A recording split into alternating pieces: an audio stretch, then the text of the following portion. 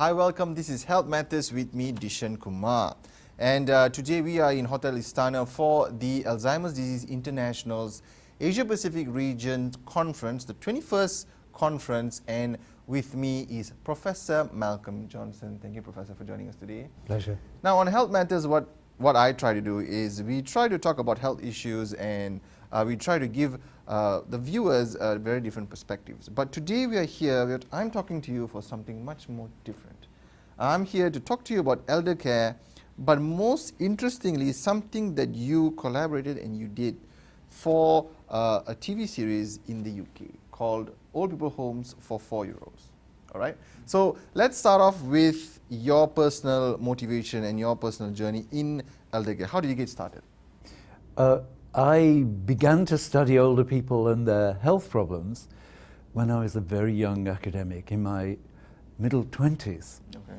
And I did a study with the lovely title, The Unmet Social and Medical Needs of People Over 70 in the London Borough of Camden. Really snappy title. Okay. Okay. So that began my twin career in academic life. With an interest in health and social care issues and a focus on aging and the lifespan. So it happened by chance. Okay. So did you get a lot of stick for being the young guy, mid-20s, trying to talk about old people? People ask you the question like, why are you doing this? They did. They thought it was very curious. Now, I have always taken the view that it's more important and more interesting to do things that other people are not doing than to join in where all the action is. So part of that is people think it's rather odd. And so I've watched over a long career people become much more interested in aging and recognizing that things we've been saying for a long time are real and true, and that we need to respond to them. And the very fact that I'm here in Malaysia, where we're talking not only about older people, but one of the epidemics of old age now, dementia, Alzheimer's disease, is a testament to those of us, not just me of course, but to those who've been researching and writing and teaching about these issues for a long time. And now the world knows that extension of life, we're living longer all over the world, is an enormous benefit, but it also creates challenges to human societies. Okay. Let's move on into the idea for the show. So, Old People Homes for 4-year-olds. Can you explain to us about the show a bit for people who haven't watched the show? Yes. It was a 2 series of programs initiated by the British Channel 4. Originally they commissioned 2 programs, only 2. Okay. And those 2 programs brought together a group of 4-year-old children in nursery school with a group of older people. So the older people were 20 times older than the children, some of them much more. Because the theme of the program is that intergenerational engagement is beneficial to everybody. So we were trying to demonstrate that children enjoy being with older people and older people enjoy being with children, not just their relatives. So this is about strangers. And I've argued for a long time that as the family becomes less capable of supporting older people, there's very good research that shows that families still care all over the world. They don't live in the same street. They don't even live in the same town. So they exercise their interest from afar. There is a possibility that older people won't meet anyone. They become isolated and they become depressed. and their capabilities decline. If they have dementia, that makes the situation even worse. So we were trying to show that if you bring together young strangers with older people who are also strangers, and with some quite simple rules of engagement, they can both grow. And what people liked about the programs is they could see that happen. The children were full of life, they were boisterous, they're unjudgmental, and the older people were anxious, and some of them were quite sure that the young children wouldn't do anything for them.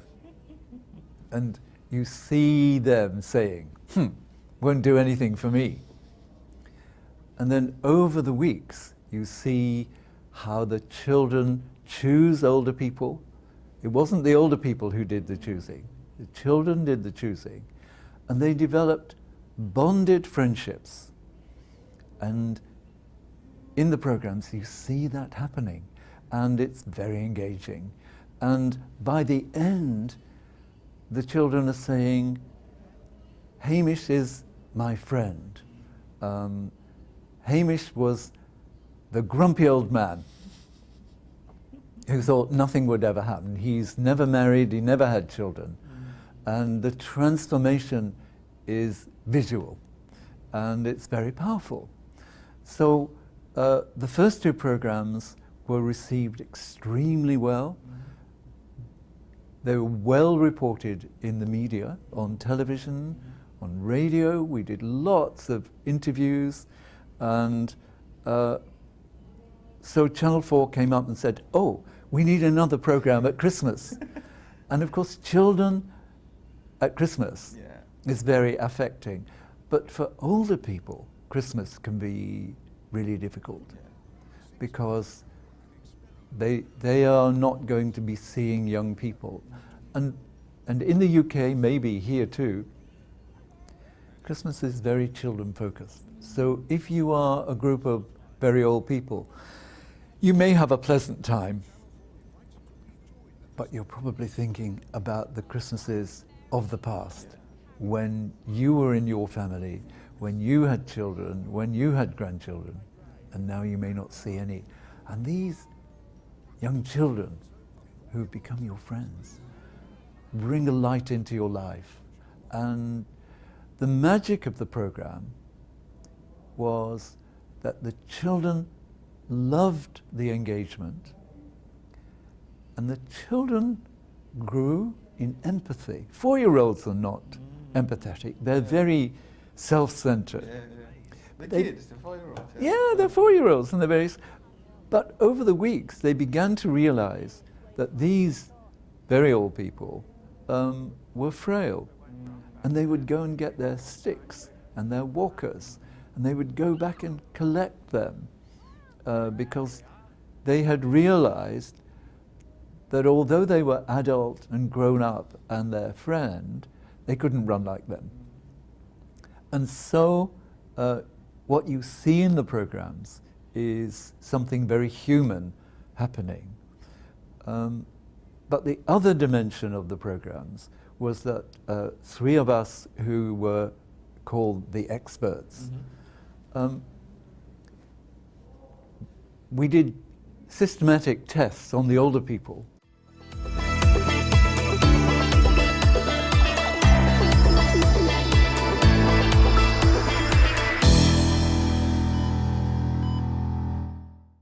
How did you actually select the older people? Was it by random, or was it by their own story and things like that? How was the selection process? An invitation was issued in the retirement community. Okay. Nobody was pressed. Well, that's not quite true.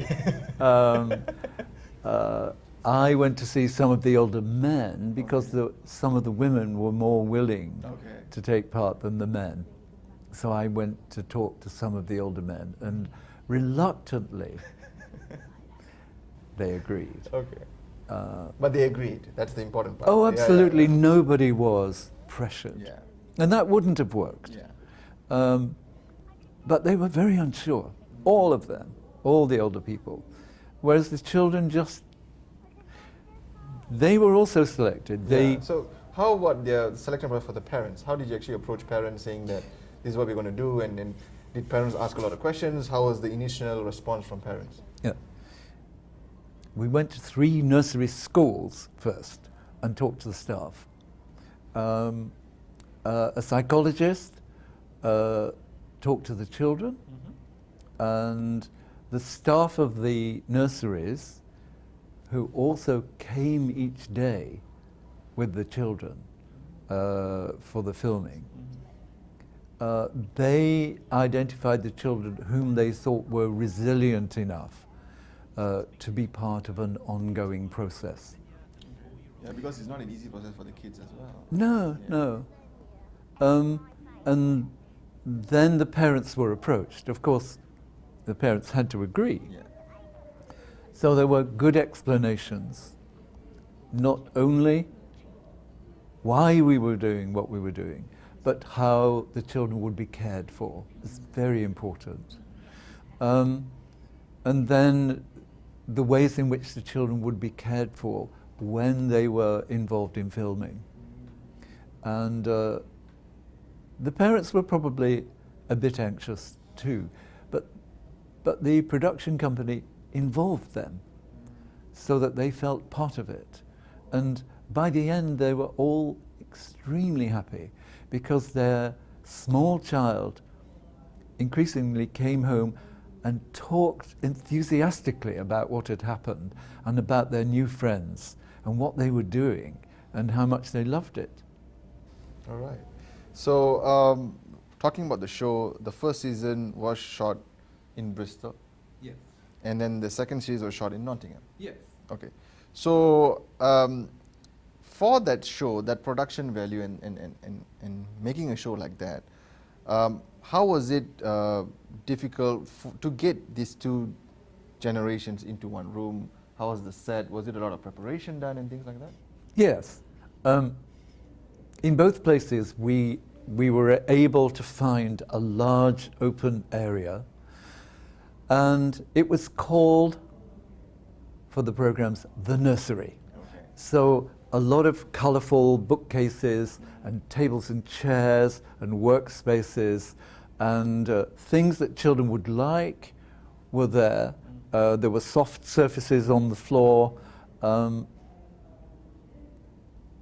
So it's a big space, and behind the bookcases were cameras, apertures cut out, and there were cameras hung from the ceilings. So there were fixed cameras, and there were cameras that are operated by camera people.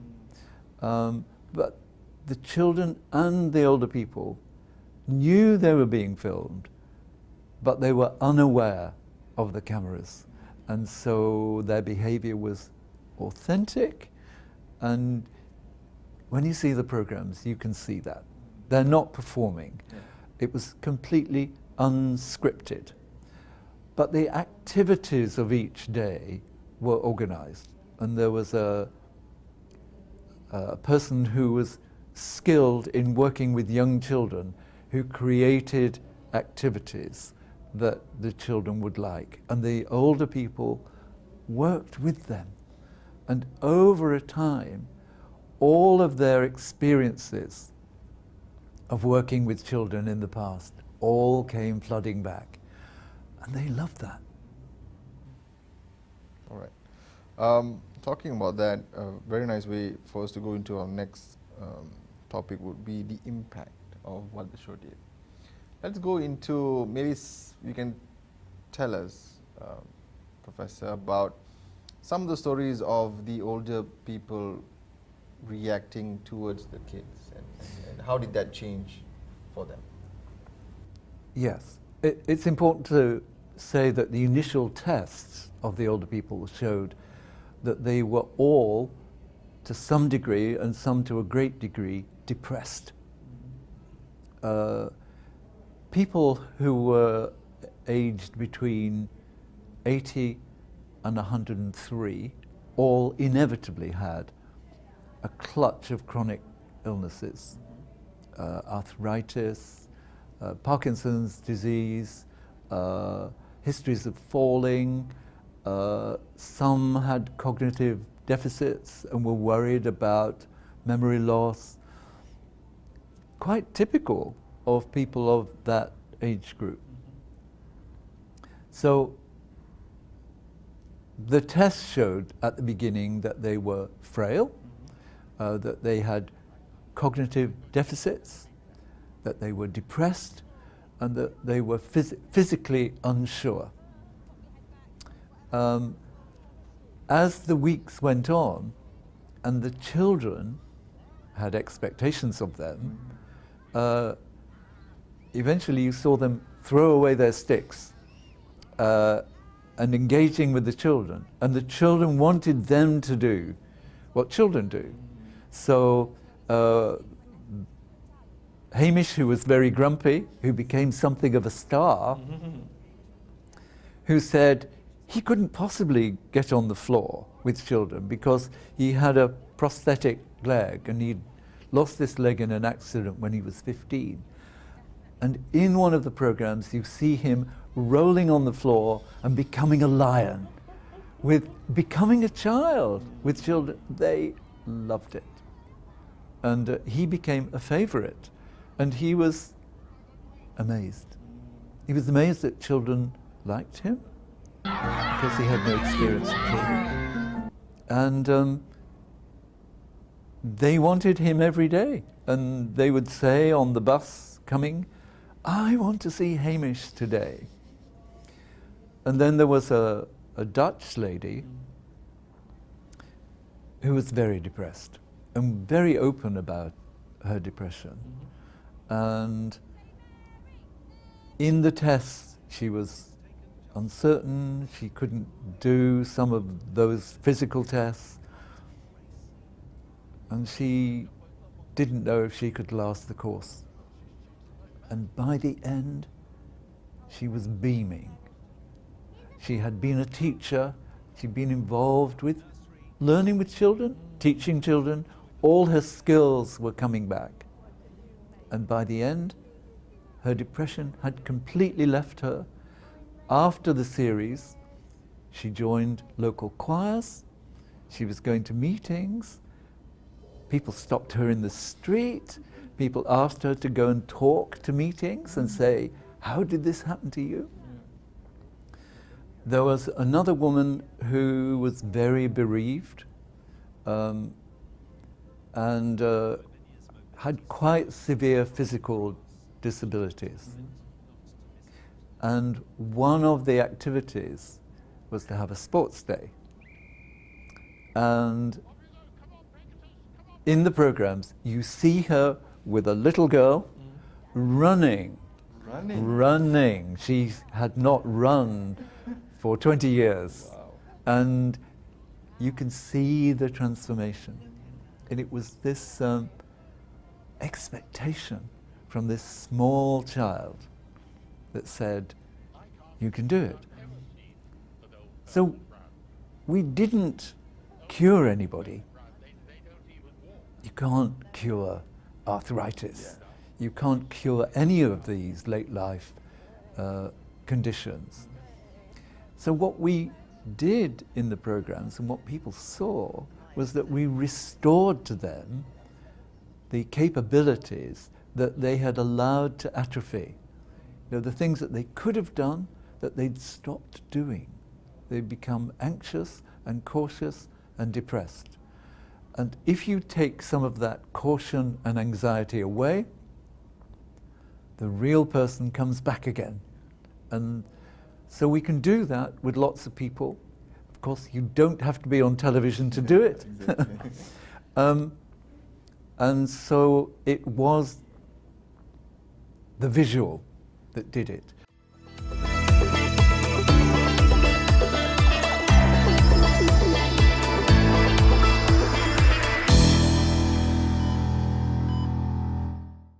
Talking about that, like you said, you don't have to be on television to do it. But it was important for you guys to actually show to viewers out there about how things can change for old people. Just by bringing a younger person into their lives. Talking about that, how did the viewers react? This is a very interesting story, I think, a few stories that you can tell us about how viewers reacted to the show, and that's why second season came back, because of the viewership, because there was a following of the show and things like that. Do you still get emails from fans and things like that? Yeah. The first programs were shown now a year and a half ago, and the second series finished last Christmas. During the first 9 months, I got emails every day. Every day? Every day, from people saying, some just saying, love the programs. They say, your programs, as though it was all my doing.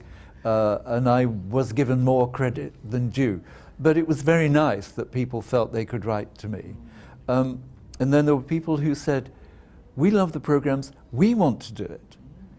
And so I had to have some materials that I could send them. And then they would say, oh, will you help us? Or will you come and give a talk? And I found myself running faster than I ever expected, because I still had all my professional engagements, and there were so many more. They are still happening. The very fact that I'm here in Malaysia is in part because people have learned about my work because of the television series. And people say to me now, oh, are you writing another book? I've written and edited a dozen books and hundreds of academic articles and spoken at conferences all over the world.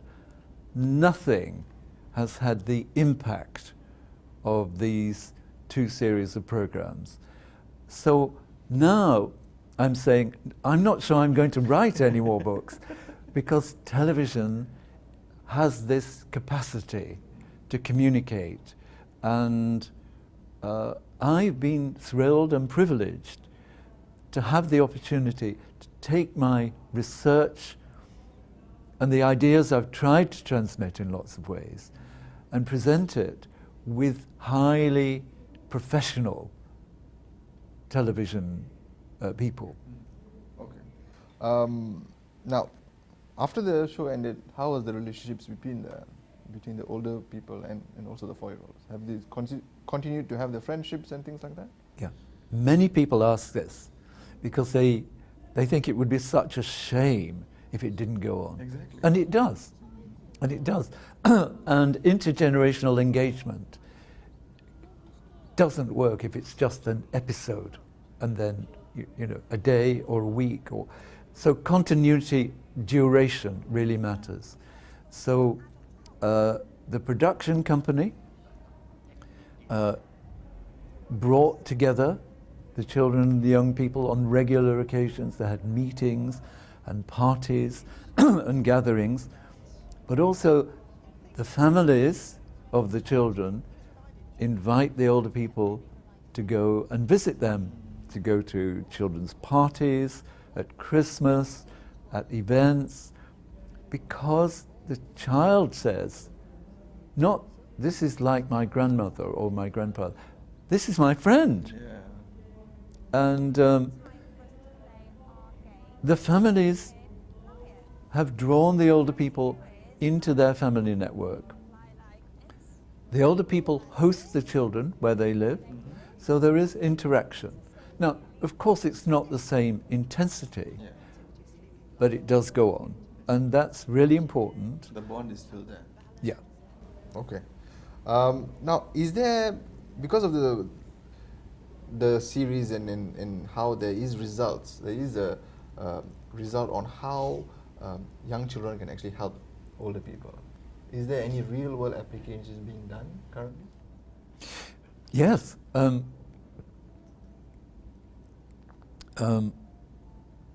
lot of agencies in the UK,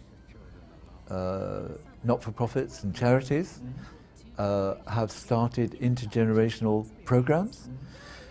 A lot of care homes for older people have set up nurseries in their grounds. so that the older people and the younger people see each other on a regular basis. So you've got that duration.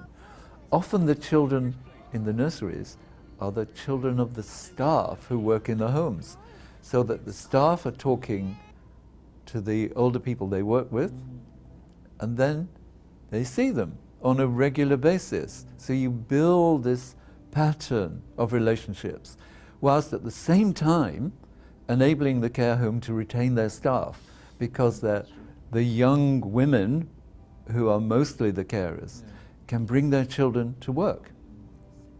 In other places, there are arrangements for children and families to visit older people at home.